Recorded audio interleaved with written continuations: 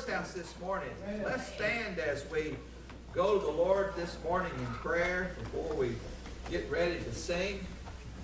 Well, John, you come right on, be ready to lead us in our singing. And we want to approach the throne of grace and thank Him for His presence with us this morning and for you being here. As I came to church this morning, I marveled at the beauty of creation and all the changing leaves of the trees. Just seemed like overnight they just switched and the colors are so vivid and bright.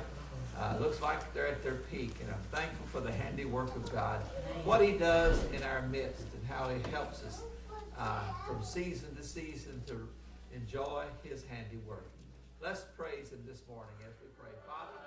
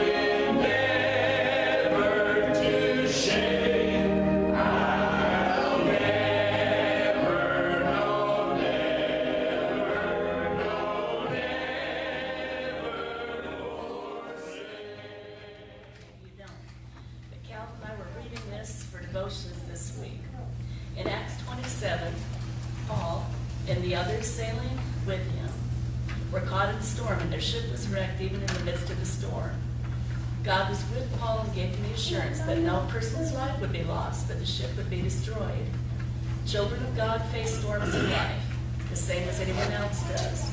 These include trials and temptations, health issues, financial hardships, death of loved ones, and other difficulties. Satan uses these storms to intimidate us so we give up in despair, but God can uphold us through every storm. Amen. As the Lord was with Paul, so He will be with us. Amen. We need not make shipwreck of our faith, but simply keep trusting in Him, the one who has control of all storms. Amen.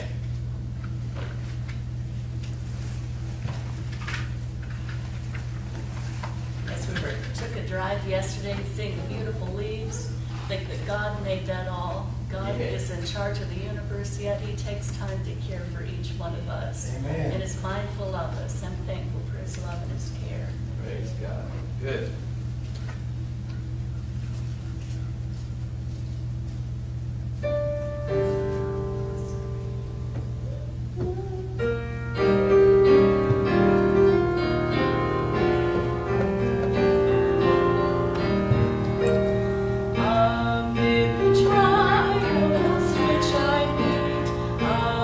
The storms that beat my feet,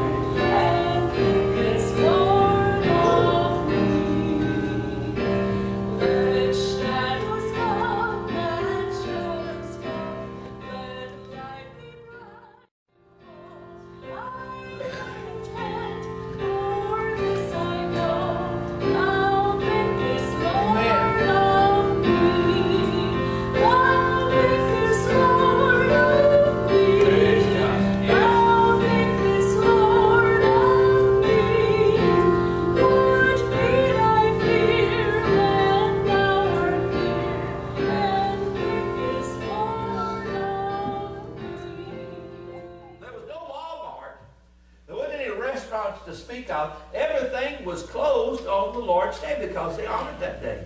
I remember my grandparents, they tried to teach us little parables. They tried to teach us little sayings to encourage us to honor God's day. They never took the old mule out of the pasture or out of the barn and hooked him up and plowed a field or harvested any grain on Sunday. Sunday was the Lord's day to them. They honored that day.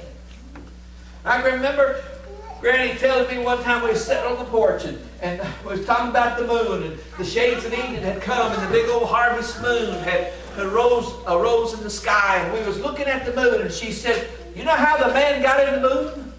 Of course, I was interested to know what Granny said. I said, "No, how did he get in there?" He said, "He burnt brush on Sunday." Now, you know that's not true. I don't know how the man got in the moon. No, the man's not in the moon. But anyway, that's not how that would even happen. But she was trying to teach us, honor God's day. God said, remember the Sabbath day and keep it holy. When God said, raise up a child in the way he should go, and when he is old, he will not depart from it. That was the good way. It didn't mean let the television be the babysitter. Our generation doesn't know anything else. Our kids today don't know anything else but the TV is the babysitter. Get them involved in everything that they possibly can be involved in so that they'll miss church. He didn't mean give them freedom to explore, but no rules to abide by. That's the bad way. And we're reaping a harvest from it in our generation. These were all part of stand ye in the way, the ways of common sense, the ways of godliness. Stand means to remain upright. It means to stay firm, adhere steadfastly to, not to give in to some carnal ways of a sinful world. May God raise up an army of believers today who will stand in the way.